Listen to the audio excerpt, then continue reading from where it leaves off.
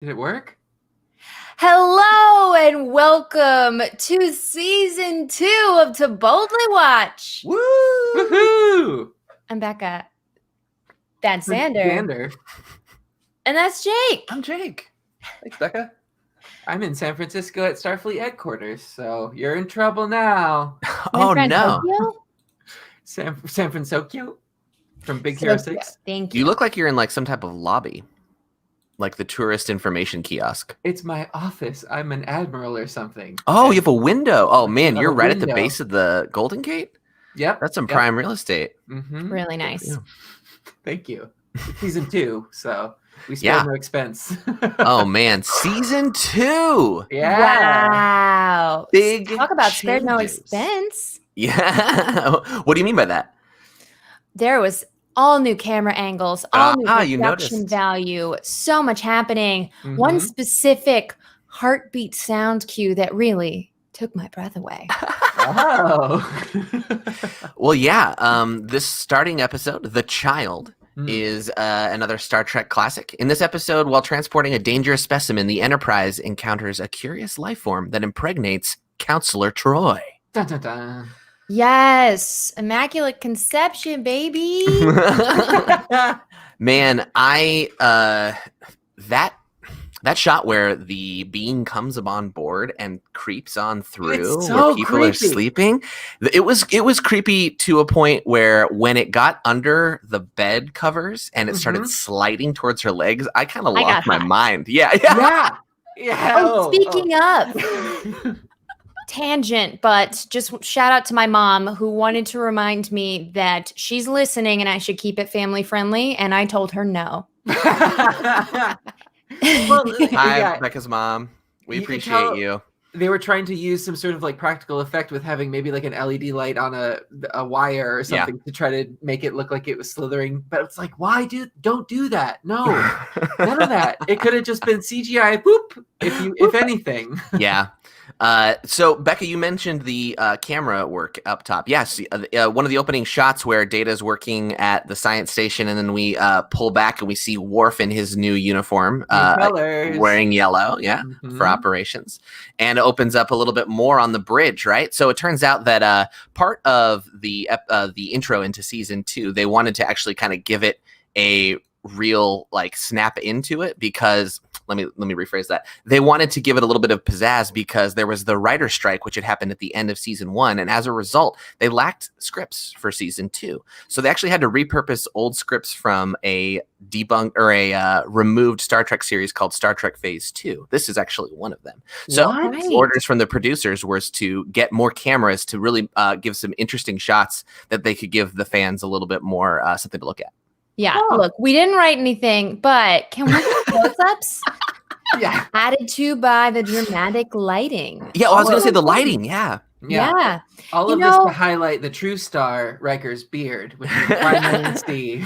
I did list him in my notes as a new cast member as well. Yeah. The beard. The be- yeah. Very good. Love it. The lighting, Becca, I agree, is also like it's darker and it's a little bit more moody. It's very much more of a film quality. Like I think we know the Enterprise to be really well lit. Like standard Federation lighting is like high and bright, right? But they definitely has a little moodier feel this time around. Yeah.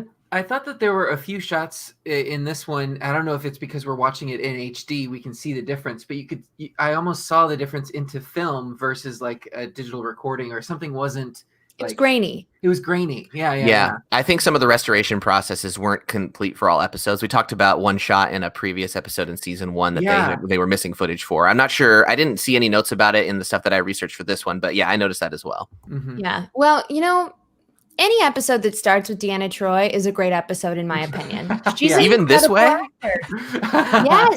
I Yes. actually when we started with her because of how we started with her, I was like, oh no, how's Becca gonna feel about this? Because Yeah. like it's pretty intense. Yeah.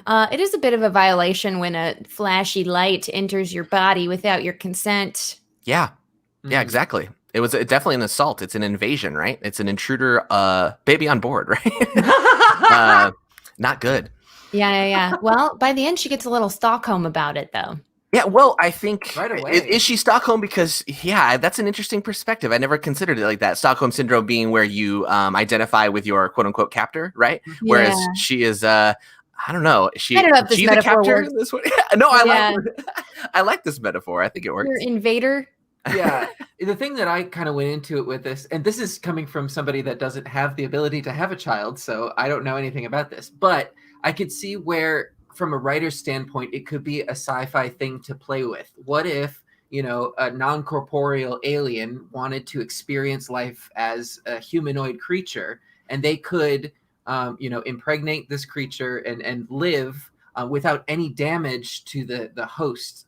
They made a point to say Troi wasn't feeling any pain, but she was going through like the process. And that being said, I think speaks to the sort of Stockholm nature of it. If these hormones are running through her body at a faster rate than normal, the attachment and things would be like 20 times more. Ooh. Not just for betazoids too, who are empathetic and telepathic. Well, just the connection of, this person came out of me and has half my DNA is enough without the hormones, 100% right? of my DNA, because it was right. incorporeal. Good point. Yeah. Yeah, I have mixed feelings about this. I mean, I guess she was kind of like impregnated against her will, which sounds dark. But at the same point in time, as someone without children who is in fact baby crazy, I was like, so jealous. Now, here's the thing that is unbelievable about all of this. Your body is not used to growing at the rate of that much size in 9 months. Therefore, you get stretch marks, you get pain. Like her being like, I feel nothing is ridiculous. Even if the baby was the most benign baby in the world, your body is literally stretching. Your skin is stretching. It is not going to bounce back, as our new character Dr. Polanski. You couldn't even tell she had a baby 2 days ago. It's wild. Your organs move. Right. They make way for someone else to move in.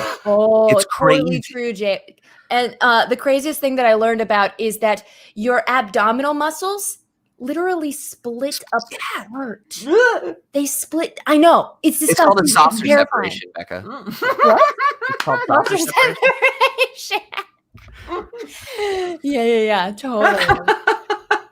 So should we go back to the start and introduce? There's so many things I want to talk about. Before we actually talk about all the characters, let me talk a little bit about season 2. Then we'll kind of get into this episode in general. So a lot of things happened between season 1 and season 2 in terms of like the writing staff, like a bunch of positions switched. I'm not going to go all over all of it, but if you want to check it out on the Memory Alpha or on Wikipedia, both entries for Star Trek just season 2 have some extensive writing changes, including head writers, editors, etc. So there's been a lot of like changes, but unfortunately for the first part of the season, they were out of scripts and they had no writers to work on them. So they had to repurpose a bunch of Phase 2 scripts. Star Trek Phase 2 was an aborted series that they were trying to redo that word. That's what Worf wants. Yeah, not on this episode.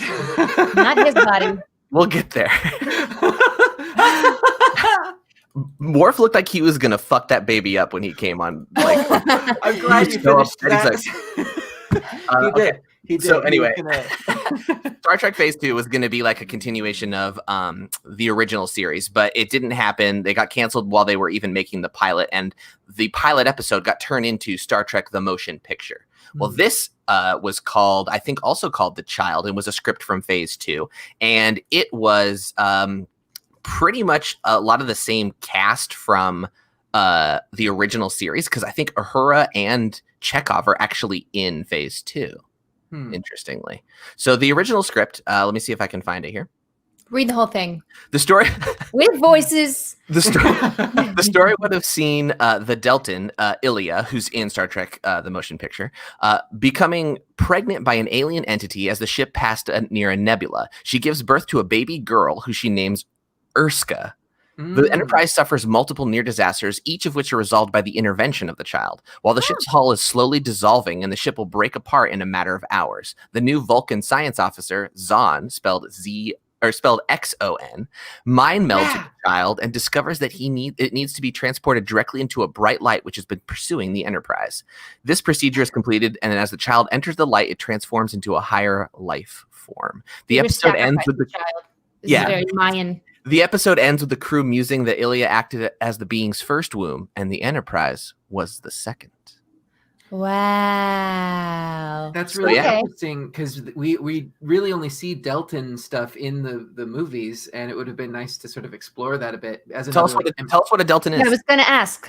Yeah, you can see more in Clear Skies, the Star Trek RPG show that we do over at Q Times, where the Aki plays a Delton. They're like a hairless sort of race that are empathic.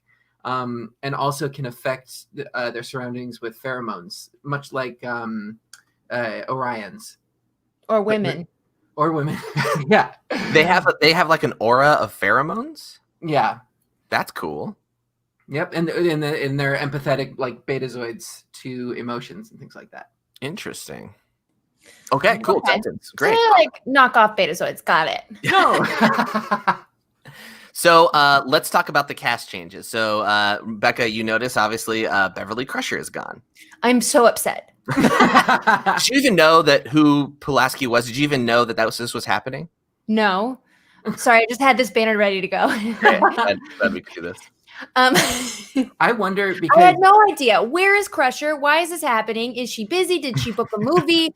Polanski's fine. She's nice, but we got to talk about her attitude towards Data. Wait. Her name is Pulaski, not Polanski. I'm calling her Polanski. Listen, it's important. She just delivered Rosemary's Baby. His name is Data, not Data. And her name is Pulaski, not Polanski. She seems not to care, Xander. She's like, I'll call you what I want to. She's like real talk downy. As if you were talking to like an electric razor or, your coffee Alexa. pot. Yeah, or Alexa. Alexa, you stupid bitch, shut up. And then what if she was like, actually, it's Alexa? And you'd just be like, whatever. Okay, cute. Yeah. She plays it well in being an arrogant prick. I do believe she didn't care at all about Data. Listen, I love Dr. Pulaski, and I know I'm in a minority here, but she is one of my favorite characters. She is no nonsense. She's a doctor. She backs up her feelings. She's got some irrational fears, which I love for character stuff. She's great. It sounded a lot like Crusher, except for irrational fears. Yeah. Well, so here's what happened with Gates Mcfadden. Long story short, she was fired. Yeah. No. Yeah, so there was a little bit of drama up in the executive level, I think, or the producing level. She came to work drunk. It's oh no, it's a little unclear. It's a little unclear, like who wanted her gone amongst some of these people, and there's kind of different variations of the story. But they didn't feel like she was connecting with the rest of the group, and most of the cast disagreed with this and were really pretty shocked at her departure. They wanted her to be kept. And so Gates Mcfadden also said, let's see, I have an interesting quote from it here.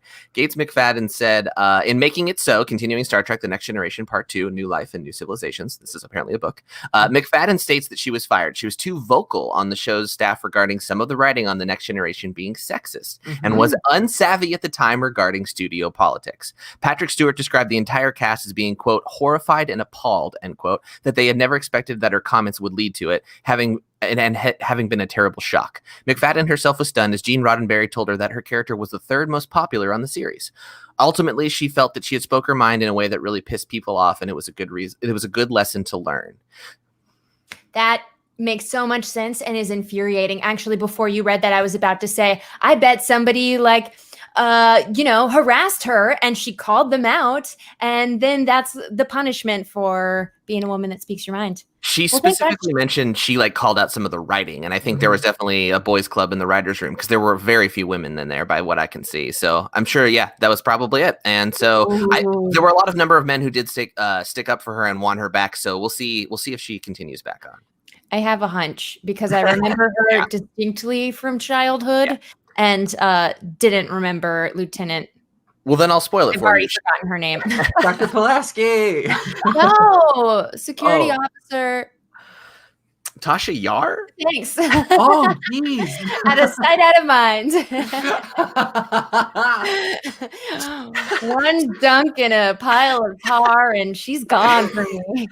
So the producers decided to get another doctor with a much more of a Leonard McCoy feel. I don't know if you know who Leonard McCoy is, but he played Bones. He's Bones on Star Trek: The Original Series. I was going to say he plays Bones. Old That's his man Mark nickname. Twain. Yeah, DeForest Kelly. So he's a little bit more of like the grumpy, skeptical doctor, a little bit, which is the kind of the rapport that we saw with her and Data. It's kind of a Spock McCoy relationship they're trying to develop there. So that's why we get a little bit of a attitude from her, because McCoy was a grump too. And so she's trying to kind of emulate that. Yeah. Women aren't allowed to be grumpy. The writers should know this. But that's why I like her. Anyway, one of the that's phrases. A good point, Xander, though. I agree. That's why I like her too, because she can be that, right? Yeah. One of the phrases from original series is, "Damn it, Jim, I'm a doctor, not a whatever it is, like not an engineer or not a this," and that's because Bones, the doctor, was grumpy about everything. Yeah. So we get Pulaski. Pulaski, and then we're also joined with Whoopi Goldberg is making an appearance. Yeah. Now I heard in just my fandom awareness, the rumor is that Whoopi Goldberg was just watching Star Trek Next Gen, was like, "Hey, I like what you're doing. Can I get in on that?" Is that sort of? It is not sort of what happened. I know this. I know this from David Tennant's podcast. Oh. She had done a comedy special, a stand-up special, and she was all the rage from this one-woman show that was going around. And then she got contacted by them, and she was like, "Me? What? Okay." Okay, so that's actually also not what I have read amongst a number of locations. I love this. This is what we're here for. David Tennant podcast interview live. Well, I mean, yeah, no, actually, I'm interested. These all could be true, but I don't know the order of which happened. It's very possible that those things are true, but I know she was been aware of Star Trek for a long time. In fact, it was actually what I think she credits to her becoming an actor. So let me read you. Yes, let me read you the introduction or the entry from Wikipedia about it. Another actress to join the show was Academy Award winner Whoopi Goldberg, who had been a longtime Star Trek fan. She credited Nichols as Lieutenant Uhura in the original series as an inspiration, saying, quote, "Well, when I was 9 years old, Star Trek came on. I looked at it and I went screaming through the house. 'Come here, Mom, everybody, come quick, come quick. There's a black lady on television and she ain't no maid.'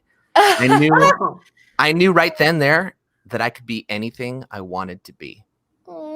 That's beautiful. Right? Yeah. So I think that's the best part of that story is that inspired her to become an actress, period, was Nichelle Nichols on Star Trek. Yeah. And that's so touching to me. So to appear on the show, she actually I think she contacted them through LeVar Burton, and her agent called as well. The producers didn't believe that an Academy Award winner was interested in being in their Star Trek television show. So they actually ignored the phone calls. Until Whoopi Goldberg called them personally, and they arranged a meeting, and she agreed to be in I think 6 or 7 episodes of this season. So we will see more of her. She takes the role of Guinan, who is named after Mary Texas Guinan, a Prohibition era speakeasy owner. I didn't know that. Okay, I lied because she had been in her second movie ever was The Color Purple. Right, which that's her Academy Award. Somehow didn't win an Academy Award for. She was nominated, but she won it for what was it? It was Ghost. She won it as the psychic in Ghost. Awesome. Additionally, we have Riker's Beard. Riker's Beard has been a long-time Star Trek fan as well. He had watched it as a kid, and when he saw a guest appearance with a bearded person, he ran through the Beard House saying, "Look, everybody, there's a beard on television, and it ain't no evil twin." Right, it ain't the mirror universe. Wow. You just shit on the Black experience. I'm just kidding. Oh no! But I do want to mention the beard because I do think it's sort of a statement of the time that it was airing, because this is such a 90s dad look type of or the epitome of masculinity at the time. Well, it used to be very unprofessional, you know. Right. In some places it still is. You got to shave for work, although you know, restrictions on people's appearance is changing. But man, it really defines the chin line. You know what I mean? He looks so much better with it, and it gives him a commanding presence, I think. Frakes grew it over in between the seasons, and the producers liked it so much they had him keep it. Yeah, typically it takes 9 months, but he did it in a matter of days. He just fought real hard. 10 months. 10 months for a Betazoid. All right, that's enough of season 2 stuff. Let's get into the actual episode itself. So yes, Becca, you're right. We start with we go over the Enterprise. We find out they are transporting some dangerous specimens, and they're like preparing a containment unit. So they're getting ready to transport them.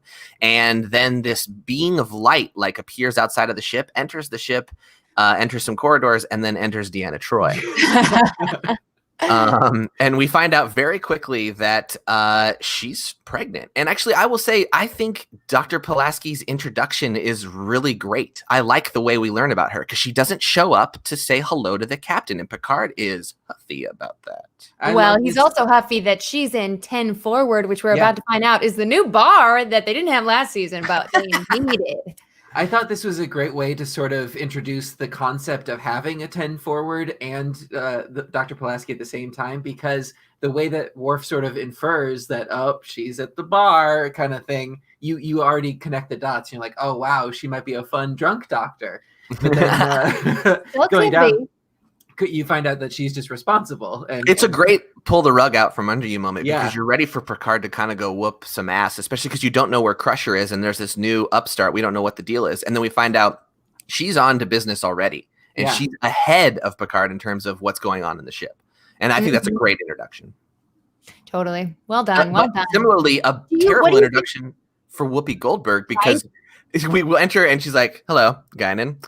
Is a more important character here. It's like, Whoopi Goldberg's right there. Yeah, that bothered me too. We do get a lot more with her and Wesley later in the episode, but it was so weird to have this huge star and gloss over her entrance while you're going for the entrance of the other new character.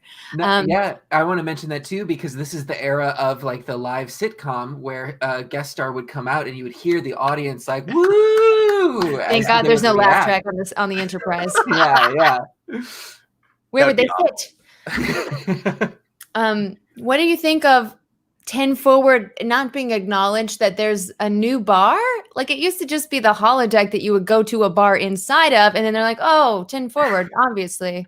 I guess maybe it's not the first day it opened to them.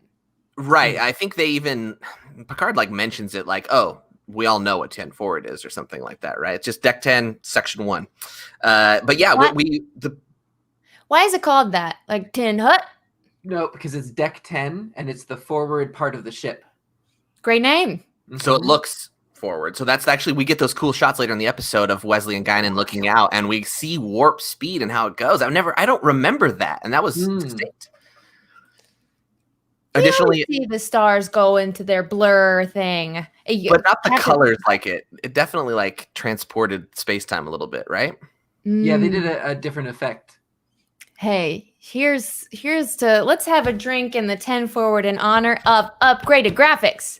Hey. Oh, I didn't. Here's my V8. You called it. Oh, V8. It's like 100 degrees out. Don't worry, there's vodka in it. No, that's there's not. Worse. You're dehydrated. V8 soup in a can. Yeah, that's why I love it. It's cold soup in a can. Gazpacho in a can. Gazpacho. You're making me sweat just sipping that. Stop that. You went up to the replicator and said tomato juice, cold. So 10 Forward is indeed a new location. It's a new set for season 2. They had a bit of a budget flexibility in this season. They were allowed to spread their budget over episodes. So if they went under in one episode, they could spend more in a future one. But like many productions, they did the opposite where they spent over in the early ones and then had to spend less as they went on, which actually resulted in the last episode of this season being a clip show. Oh no.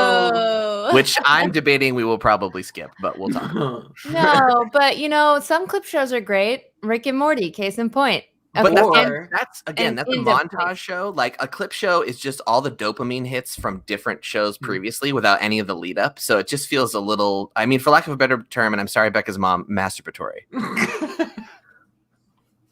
Well, she's going to be really upset and she might write it's a natural process, Becca's mom. Everybody goes through it, okay? So anyway, the bridge seems more casual, doesn't it? Because especially taking in season 1, it was very militaristic. I think that we've sort of established that there's sort of a family atmosphere, especially with the conversations that they're having with Wesley and debating about going off to the academy and leaving the ship, the conversations that he has with Guinan, and even how Riker is like treated on the bridge, and Wesley and Data and everything like that. So I feel like they leaned into the more familiar aspect of it and less militaristic, and that's a welcome change. They're really finding their...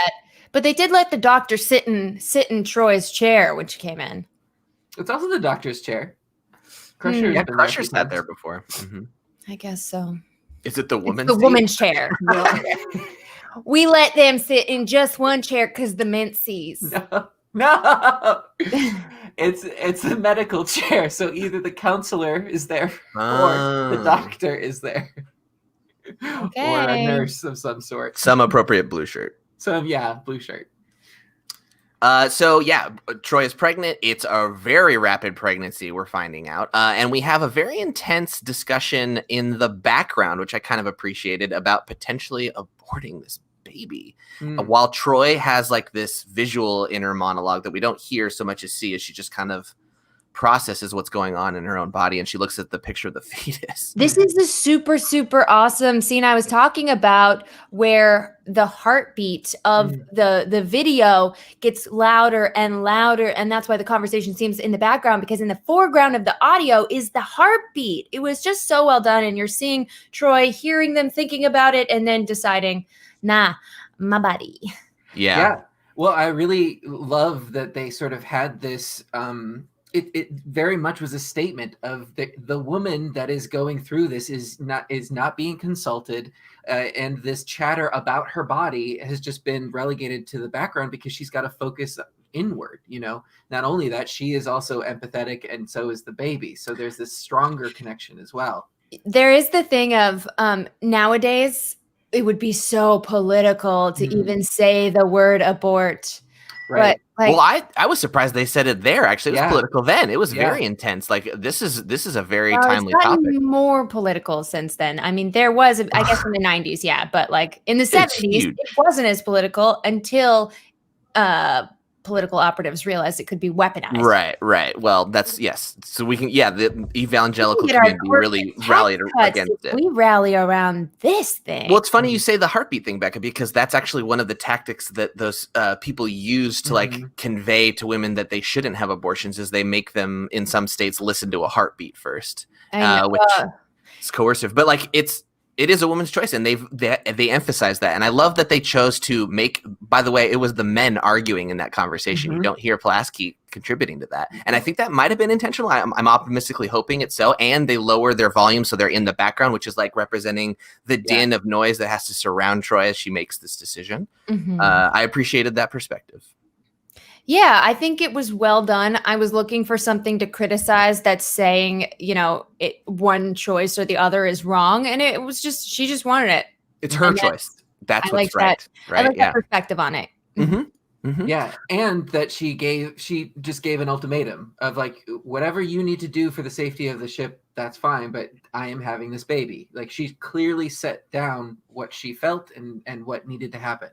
Yeah. And I do, man, the only thing I was a little objection to is, which I was kind of also fine with it because it's typically Riker, but he's like, excuse me, who's the father? Yeah. And he like made some excuse like, this might not be appropriate at all. It's not. None of your business. No, it's not appropriate at all. My Inamorato. But Yeah. What? But if your you famous were match, it's in classical. Inzadi. Inzadi, thank you. Yeah, that was clearly an emotional question from him, not a procedural one. Right? But also, if you were in the writer's room and you're like, well, someone has to ask if there was a father, give it to Riker. He'll be the one. Man, he's just mad it's not him. Yeah. Meanwhile, we're figuring out that this containment thing is not going to be easy. There's a lot of procedures that need to happen for this plasma plague, I believe it was what it is, that needs to get transported as like a start to a vaccine on another planet. And no one was wearing masks. No, well, it was all contained. It was contained in the bars of the jamboree. Nothing can get through this. Huge holes. Yeah. Watch me as I shoot it with my phaser. Nothing. Oh, speaking of which, we get Geordi as the new chief engineer. Yes, he's been promoted, and we finally, because we had about 8 chief engineers last season. So Yeah. it's nice to have someone stable. Also, I don't know if it was, I thought it was supposed to be referencing maybe someone was catching the plague, but there was a very sweaty engineer, like, extra. I wrote that too. I was like, why is this guy all sheeny? Yeah. It looked like he got dunked before he went on set. I think it was just a bad like makeup choice, or like maybe he just was under the lights too long and the poor guy sweat and they just had to use that take or something. Maybe. Some people I are don't know. sweaty. Yeah. For hot places, there's a lot of lights. Yeah, Yeah, maybe true. he had some V8 before that shot started. I don't know. You stop it. V8 is delicious. It's filling, sponsored. caloric.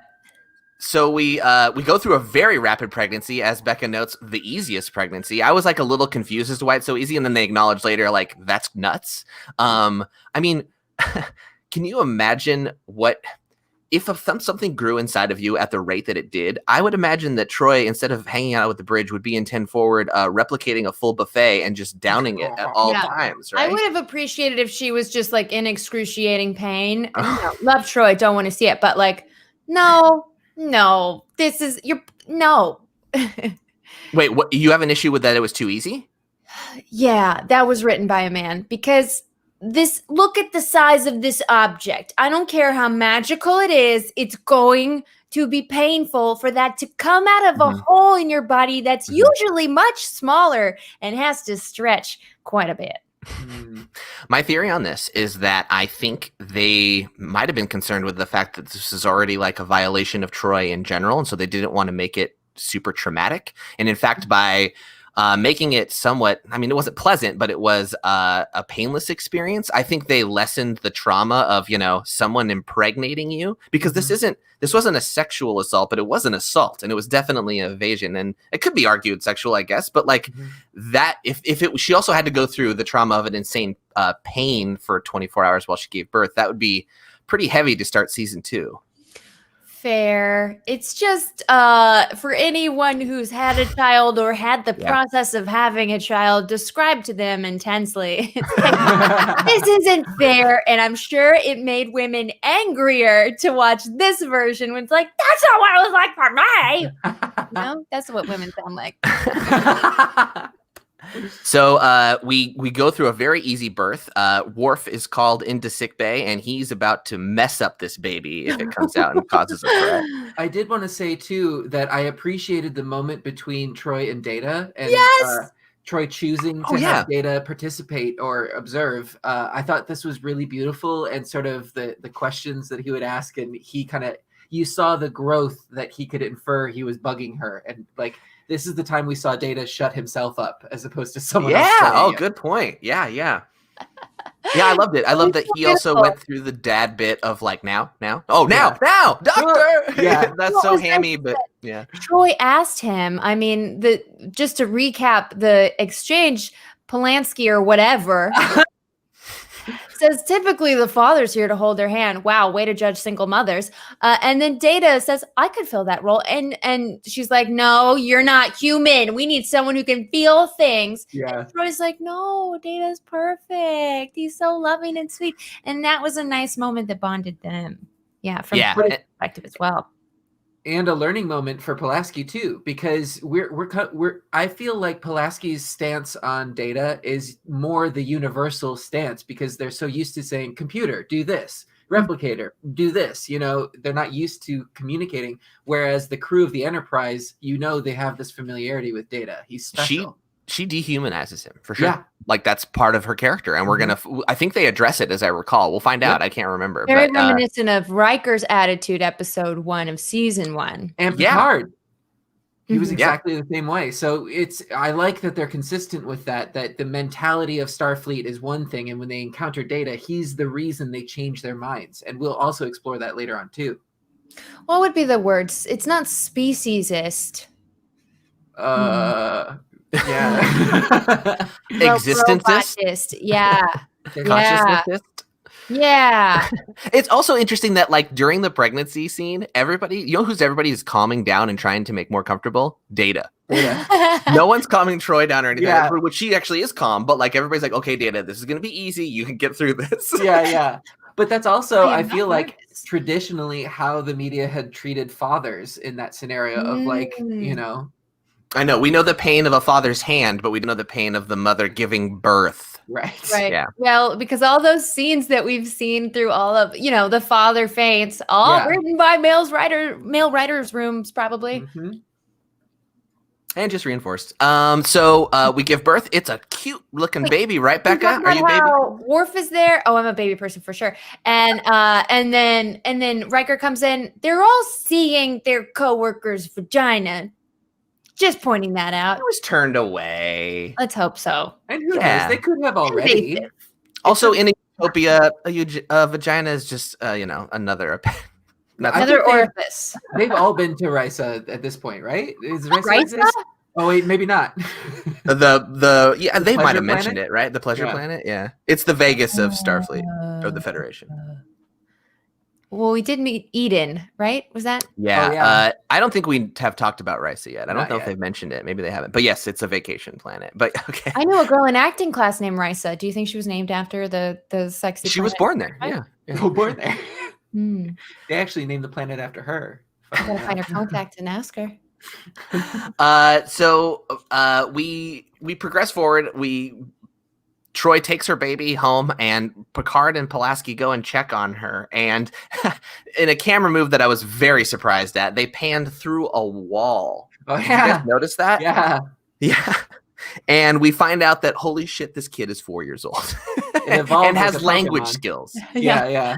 Right. Yeah, that was interesting because it must be that it's a super flashy star entity that already had a lot of knowledge, because learning to talk in less than a day is impressive. Well, and they immediately kind of explain it because he says something pretty distinct. He says, please don't worry.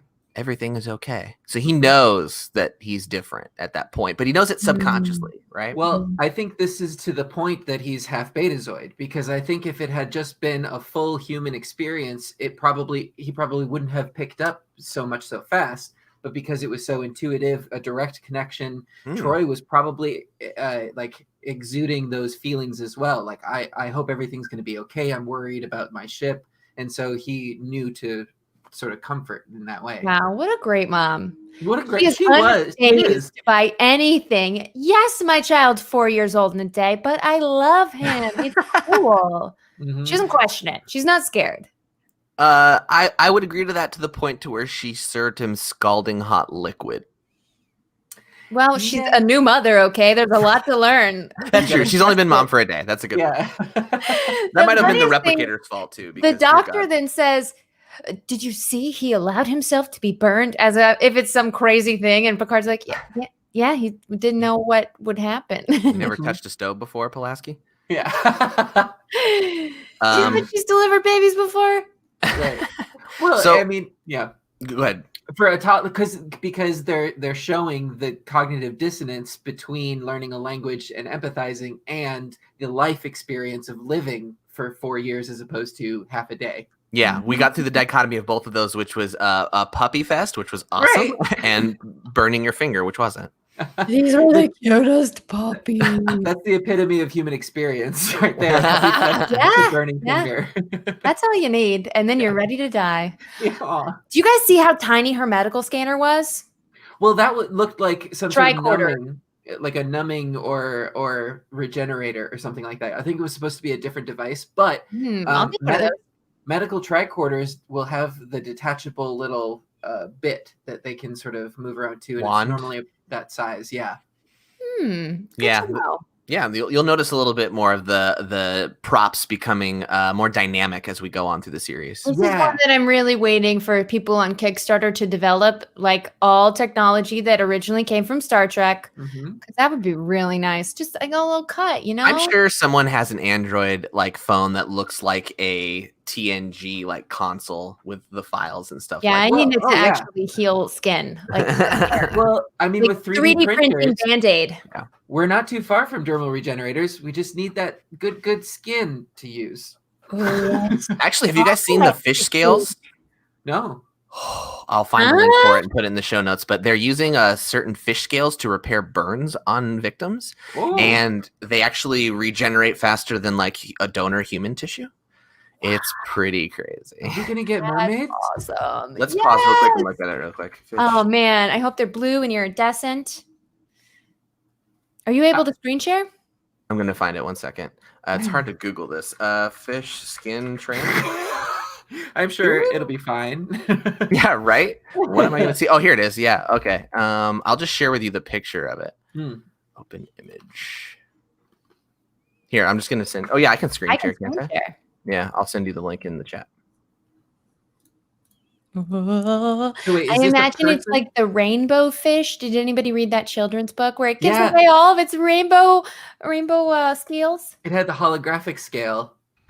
Oh wow! Wait, what? This is real? This is real. Okay, hold on. Here we go. Look at that.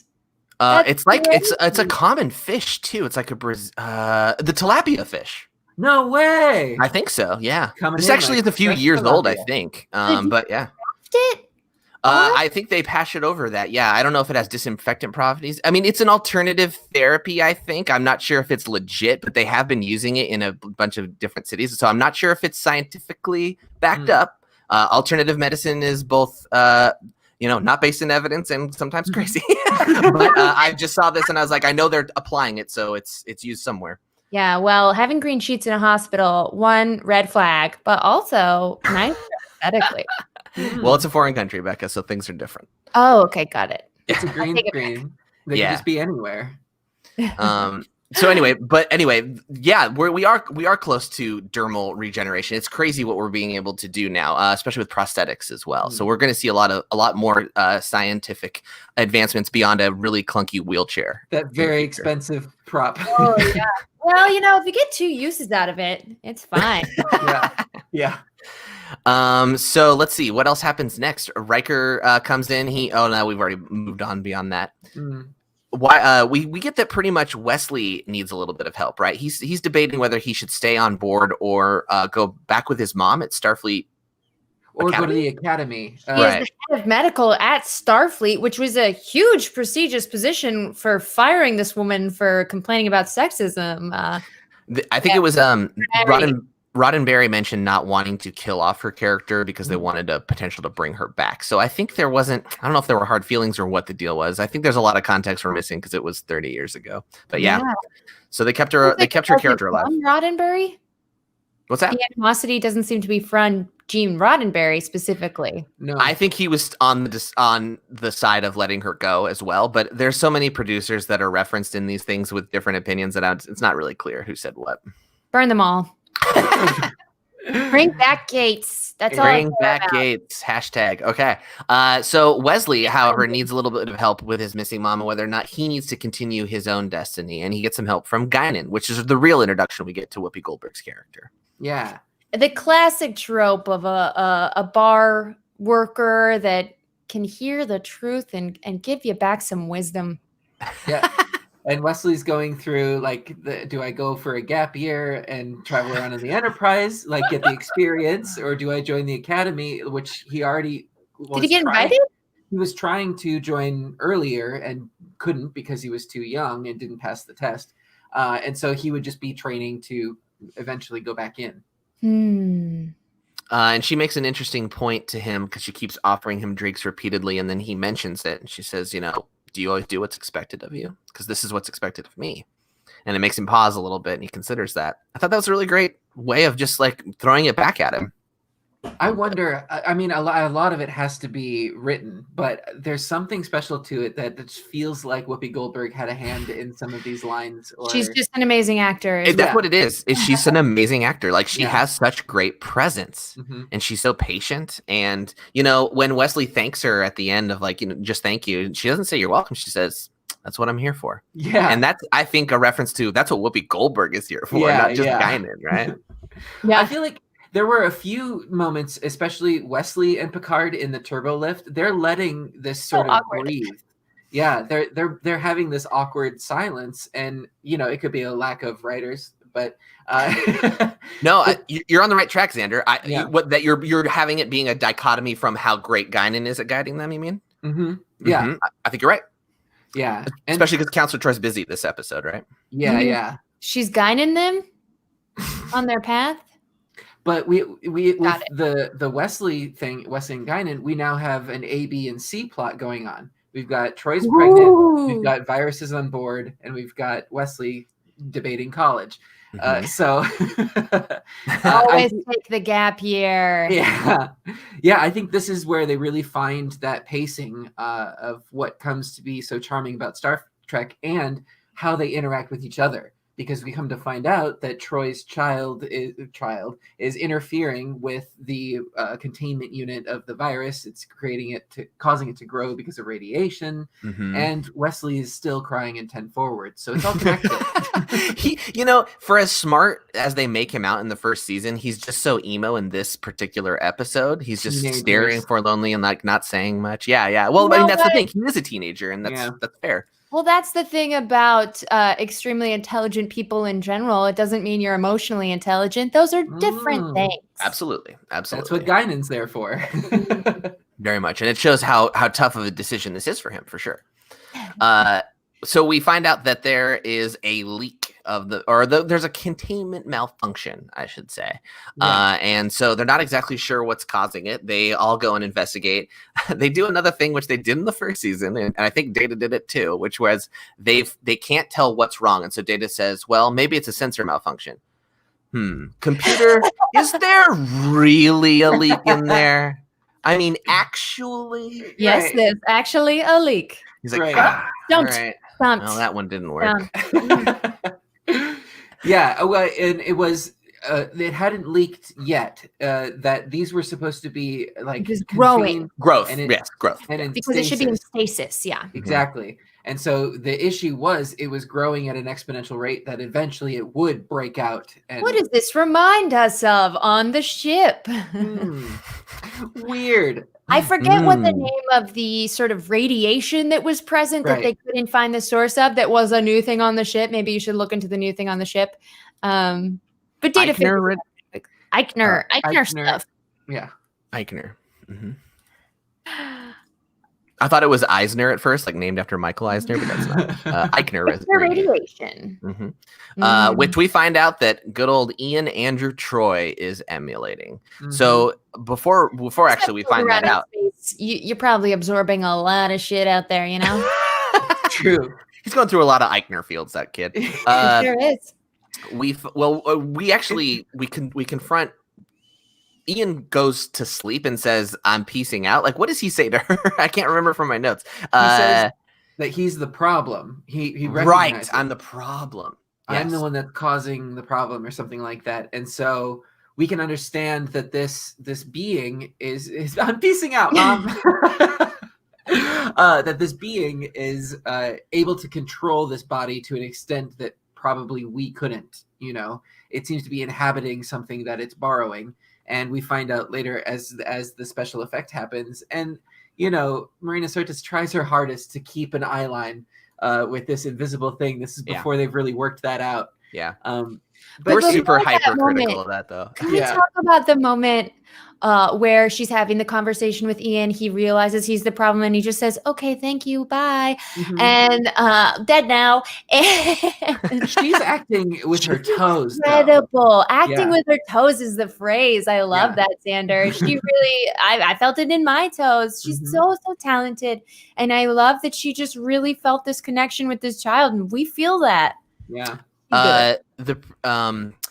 The child was when they figured out that the child was going to be one of them. Sirtis was very excited because she felt she'd been overlooked during the first season due to the presence both of Gates Mcfadden and Denise Crosby. So she was excited to get a chance to go for it right in the season opener. Yeah, and how most women feel is like competition between other women, Well, I mean.